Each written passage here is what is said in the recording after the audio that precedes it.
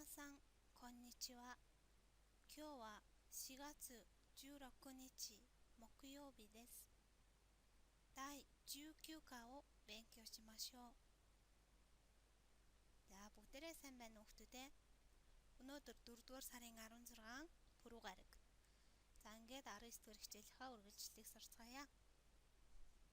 それではまず新しい言葉を聞いてください。じゃあ、ユニトロンбүгдээрээ шинэ үгээ сонсцгоё.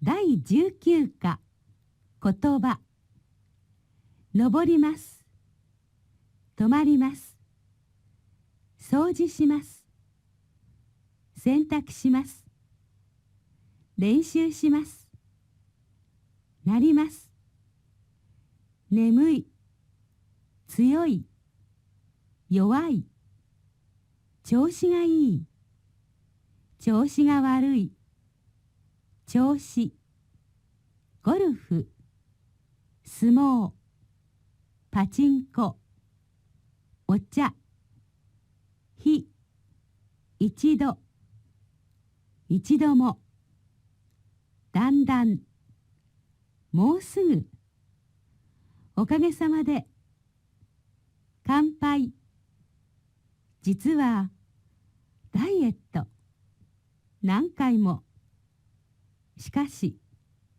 無理体にいいケーキ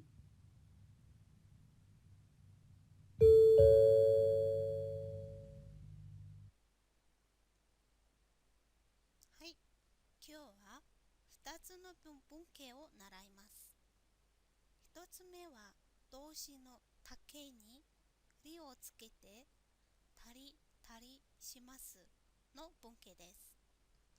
2つ目はい形容詞、な形容詞、名詞になりますをつける文型です。За өнөөдрийнхөө хичээлээр бүгдээрээ хоёр хэлцүүн дүрм сурна. Нэгдүгээрх нь үйл үгийн та хэлбэр дээр ри залгаж тари тари шимас гэсэн хэлбэртэй хэлцүүн дүрм сурна. Хоёрдугаарт и тэмдэгнэр, на тэмдэгнэр нэр үгэн дээр наримас залгаснаар ямар хэлцүүн дүрм үүсэх вэ гэдгийг сурна. Бункэ 1. За нэгдүгээр дүрм. 皆さん、日曜日何をしますか? За хүүхдүүдээ бүтэн санд юу хийх вэ? 先生は За багш нь бол 掃除をします。そして本を読みます。そして買い物をします。そして友達に会います。そして山に登ります。そして仕事をします。そして料理を作ります。багшийнхаа юу хийхийг ойлгосон байхаа гэж бодчих. Багш нь эдгээр үйлдэлийг хэлэхдээ дандаа соштэй буюу тэгээд гэсэн холбоос үг ашигласан. За ингэж хэлэхэд бол олон үйлдэлийг зэрэг ингэж хэлэхэд бол жоохон ярьж байгаа хүндээч сонсож байгаа хүндээч жоохон юм төвхтэй байна тийм ээ. Тэгвэл өөрийнхөө хийх үйлдэлүүдийг 2 юм уу 3-ыг нь төлөөлүүлээд зэрэгцэн нийлмэл өгүүлбэрээр хэлж бас болдог байх. За дэлгэцэн дээр гарах өгүүлбэрийг сайтар ажиглаад юу гэж байгаа юм болоо гэдгийг бодоорой. За ийм 2 үйлдэлийн төлөөлүүлээд хэлье тийм ээ. Тэгвэл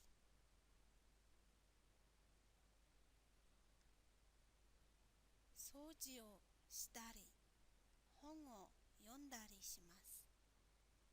掃除をしたり本を読んだりします。За ногооноор тэмдэглэсэн үйл өгүүдийг харъя. Шта, юнда. За энэ хоёр үйл үг ямар хэлбэрт шилжсэн байна вэ?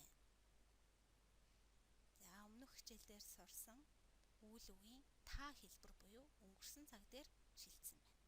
Тэрний ардаас ри аваад өгүүлбэр шимас гэдэг үйл үгээр төгсжээ. Ямар утга илэрхийлж байгаа юм болоо? За бодоод байж байгаарай. За би тэгвэл дараад нь энэ хоёр үйлдэлийг хий гэж бодъё.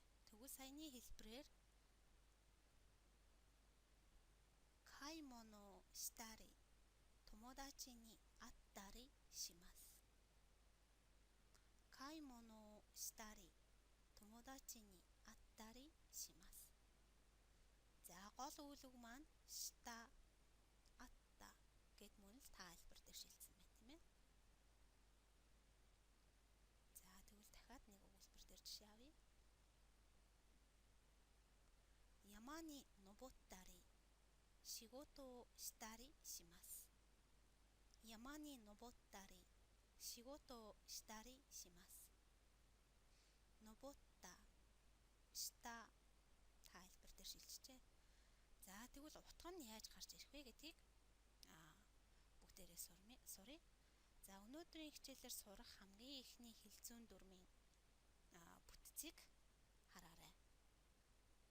Ямар санаа илтгэж байгаа юм болоо? Үйл үгийн та хэлбэр дээр рийг аваад шимас. За энэ нь болохоор өөрийнхөө одоо хүн бол өдөр зөндөө олон үйлдэл хийдэг, тийм ээ. Тэндээсээ 2 юм уу 3-ыг нь төлөөлүүлээд би өнөөдөр тийм зүйл хийсэн гэж хэлэхэд энэ хэлцүүн дүрмийг ашиглаж болно гэсэн үг байна. それでは先の文型を使って練習しましょう. За сая сурсан хэлцүүн дүрмээ ашиглаад бүгдээрээ дасгал ажиллаж сурья. Ре жишээ.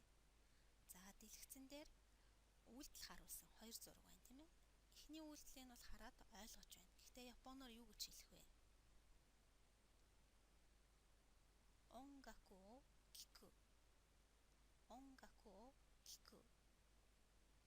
За дараагийн үйлдэл бас ойлгомжтой байна. Японоор юу гэх вүлээ? Тереби о миру. Тереби о миру.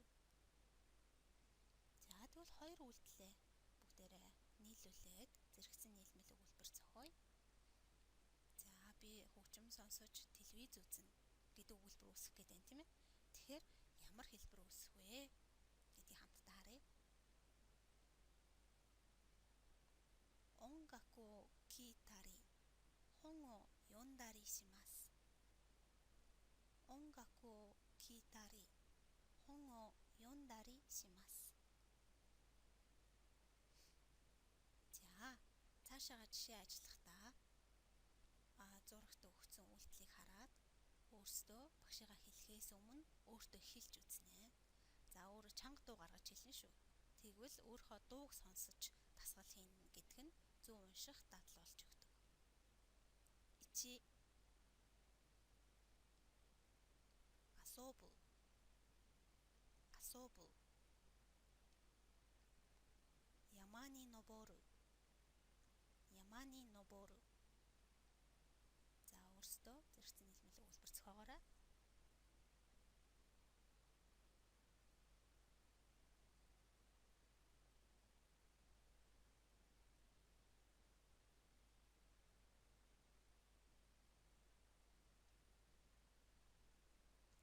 Асондари. Ямани ноботтари шимасу. Асондари. Ямани ноботтари шимасу. Уулан давирт тоглож уулан давирна гэсэн утга үүсэж байна. 2. 運動する 運動する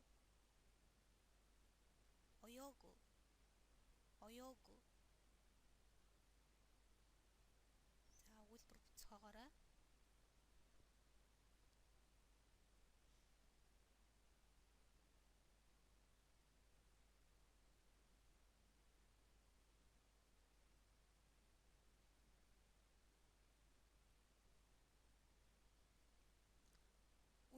したり泳いだりします。運動したり泳いだりします。Хасгал хөдөлгөөн хийж сэлнэ. Сам. За нэгдүгээр үйлдэл. おじいさんの家に泊まる。おじいさんの家に泊まる。өвөөгийнхөө гэрт хонно. おばあさんに手伝う。おばあさんに手伝う。имээдээ туслана. За өгүүлбэр зохиогоод хэлээд үзээрэй.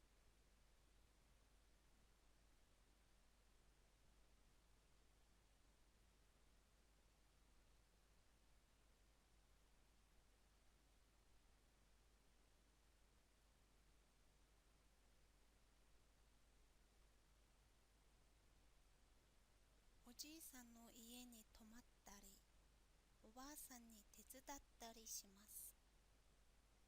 おじいさんの家に泊まったり、おばあさんに手伝ったりします。өвөөгийнхөө гэрт хонж имээдээ туслана. それでは先の文系をもう一度見ましょう. За саяны сурсан хэлцүүн дүрмийг дахин нэг ажиглая. Үйл үг та хэлбэр буюу энгийн цагийн өнгөрсөн цаг дээр тийм энгийн хэлбэрийн өнгөрсөн цаг дээр шилжинэ. Хойдолтой орийн үсэг авна. 2-3 жишээ. 2-3 үйл үг аваад тэгээ шимас гэж төгсвөл би тэгж тийм зүйлийг хийнэ гэсэн ойлголттой. За тэгвэл сайтар ажиглаарай дэлгэцийг. Шимас гэдэг өгүүлбэрийн төгсгөлд орсон үйл үг шимашта буюу өнгөрсөн цаг дээр хувирч бас болно. Тэгвэл бүгдээрээ өнгөрсөн цаг дээр одоо бас зэрэгцэн нийлмэл өгүүлбэр зохиож байна гэсэн үг байна. За мөн штай дэс тари штай дэс гэж хувирч болно. Тэгвэл би тухайн зүйлийг тэгж хиймээр байна гэсэн санаа илэрхийлэх нэ. Хай, цэцэкимаштэй бункэ ни. За 2 дугаар дүрмээ судалцгаая. 19 дугаар хичээлийн шинэ үйл үг болох нар буюу болох гэсэн утгатай үйл үгээр бид нар өөрчлөлт илэрхийлсэн хэлцүүн дүрмийг сурч болно. За дүрмийн бүтцийг ажиглая. И тэмдэгнэр, на тэмдэгнэр нэр үгийн араас наримас, наримашта гэсэн үйл үгийг залгаснаар тийм болно, ийм болно гэсэн өөрчлөлтийг илэрхийлсэн одоо өгүүлбэр болно гэсэн үг. За тус бүрт нь салгаж үзье. За и тэмдэгнэр дээр наримас гэх үйл үгийг залгахад и тэмдэгнэрийн хамгийн сүүлд орсон и гээгдээд ку наримас болно. За дэлгэцэн дээр и тэмдэгнэрүүдийг харцгаая. Оки, оки, мижикай, мижикай, нагай, нагай. За оки гэдэг нь том гэсэн үг байна. Мижикай богино, нагай урт. За ингээд тэмдэгнэрүүдтэй харалтай юм зурагт өгөгдөл өгье. Жишээлбэл энэ хүүхэд том болсон гэсэн санааг илэрхийлж байна. За тэгвэл юу болох вэ? Том болсон, том болно гэдэг өгүүлбэр өөрчлөлт үүсэхдээ хамгийн сүүлийн игээгээд окику наримас. Окику наримас. За бүгдээрээ энэ жишээн дээр өгүүлбэр зохионоо. Та нар гэрийн даалгаварт тэмдэглэж авахдаа, хэлцүүн дүрмээ тэмдэглэж авахдаа шууд окику наримас гэж бичихгүйгээр энэ хүүхдийг оролцуулаад жишээлх юм бол одоо тий Ямада-сан ва окику наримашта гэх мэтчлэн өгүүлбэр зохион шүү. За би зураг үзүүлээ.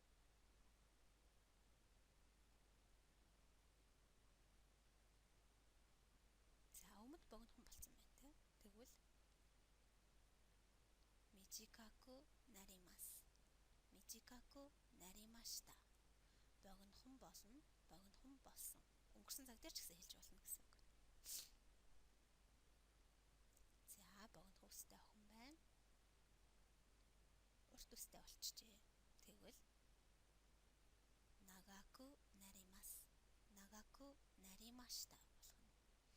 За, бүгдээрээ өмд болон урт үстэй охин дээр өгүүлбэр зохион шүү. Наа тэмдэгнэр наримас гэдэг үйл үгийг залгахдаа наага гээгээд ни наримас болно. Химана, химана завтай. Шизукана, шизукана намгүн. Кантанна, кантанна амархан. За, хамт хэрхэн өөрчлөгдөхийг сурцгаая. Исугаши desu ne. За, энэ үнэхээр их завгүй сууж байна, тийм ээ. Тэгвэл ямар өөрчлөлт болох нь вэ? Химани наримас.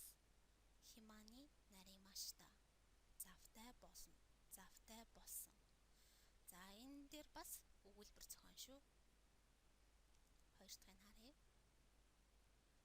За, чихвд сонсоод байна, тий. Урусай desu ne.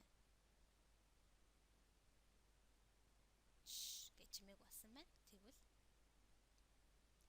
шизукани наримас. Шизукани наримашта. Наан гээгдэж байгааг анзаараарай. Бенкё ва музукашii. Шикен ва музукашii desu ne. Има ва дou desu ka? Кантан ни наримас. Кантан ни наримашта. За, эдгээр гурван наа тэмдэгнэрэн дээр тохирсон өгүүлбэрүүд зохион шүү. За, үргэлжлүүлээд нэр үгийн хувьд наримасыг авахдаа наа тэмдэгнэртэй адилхан нээж хэрэглэнэ. За, ямар нэр үгүүд гарч ирэх нь вэ? Кокосе, кокосе. Ахлах сургуулийн сурагч. 14 сая, 14 сая. 14 нас. Иша, иша, эмч гэсэн нэр өгөөд өгсөн байна. Минасан ва има чугаксей desu ne. Има ва чугаксей desu. Чугакку 8年生ですね。2年後は皆さん、そうです。高校生になります。高校生になります。2年後は高校生になりますね。За, 2 жилийн дараа бүгдээрээ ахлах сургуулийн сурагч болно. はい、そして皆さん今13歳ですね。皆さんだいたい13歳、12歳の人もいますが、だいたい13歳です。来年はそうです。14歳になります。14歳になります。За, бүгдээрээ ирэх жил 14 настай болох байхаа ихэнх нь, тийм ээ. За, тэгвэл иша буюу ирээдүйд эмч болох сонирхолтой хүүхэд байна. За, тэгвэл юу гэж хэлэх нь вэ? Ишани наримас. Ишани наримас гэж хэлэх нь байна. За, маш сайн байлаа хүүхдүүдээ. За, өнөөдрийн сурсан 2 дугаар дүрмийг багцлаад хэлүүлэх юм хэлбэртэй. И тэмдэгнэр бол игээ гээгээд ку наримас болох нэ. Наа тэмдэгнэр мөн наага гээгээд ни наримас болно. Нэр үг